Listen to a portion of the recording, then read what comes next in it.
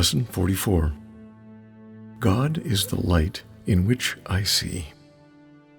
Today we are continuing the idea from yesterday, adding another dimension to it.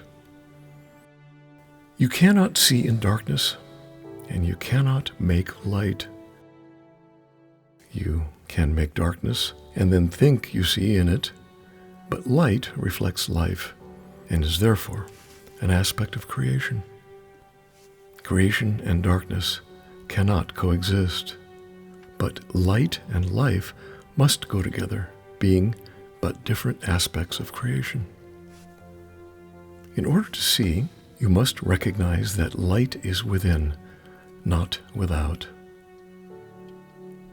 You do not see outside yourself, nor is the equipment for seeing outside you. An essential part of this equipment is the light that makes seeing possible. It is with you always, making vision possible in every circumstance. Today, we are going to attempt to reach that light.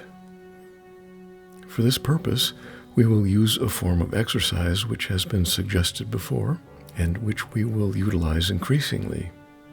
It is a particularly difficult form for the undisciplined mind and represents a major goal of mind training. It requires precisely what the untrained mind lacks, yet this training must be accomplished if you are to see. Have at least 3 practice periods today, each lasting 3 to 5 minutes. A longer time is highly recommended, but only if you find the time slipping by with little or no sense of strain. The form of practice we will use today is the most natural and easy one in the world for the trained mind, just as it seems to be the most unnatural and difficult for the untrained mind. Your mind is no longer wholly untrained. You are quite ready to learn the form of exercise we will use today, but you may find that you will encounter strong resistance. The reason is very simple. While you practice in this way, you leave behind everything you now believe and all the thoughts that you have made up. Properly speaking, this is the release from hell. Yet, perceived through the ego's eyes, it is loss of identity and a descent into hell. If you can stand aside from the ego by ever so little, you will have no difficulty in recognizing that its opposition and its fears are meaningless. You might find it helpful to remind yourself from time to time that to reach light is to escape from darkness, whatever you may believe to the contrary. God is the light in which you see. You are attempting to reach Him. Begin the practice period by repeating today's idea with your eyes open and close them slowly, repeating the idea several times more.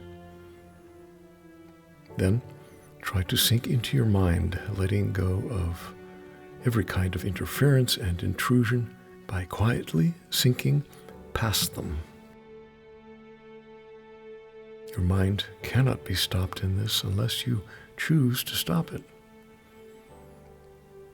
It is merely taking its natural course. Try to observe your passing thoughts without involvement and slip quietly by them.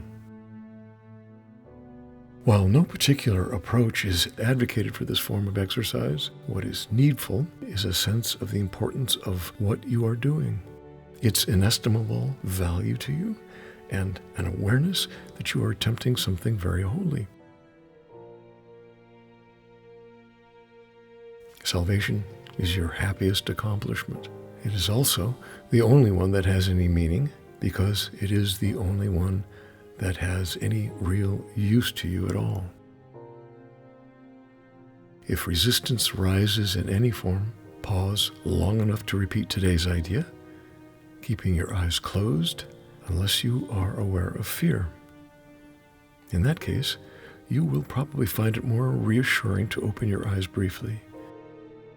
Try, however, to return to the exercises with eyes closed as soon as possible. If you are doing the exercises correctly, you should experience some sense of relaxation and even a feeling that you are approaching, if not actually entering, into light. Try to think of light, formless and without limit, as you pass by the thoughts of this world. And do not forget that they cannot hold you to the world unless you give them the power to do so. Throughout the day, repeat the idea often with eyes open or closed as seems better to you at the time.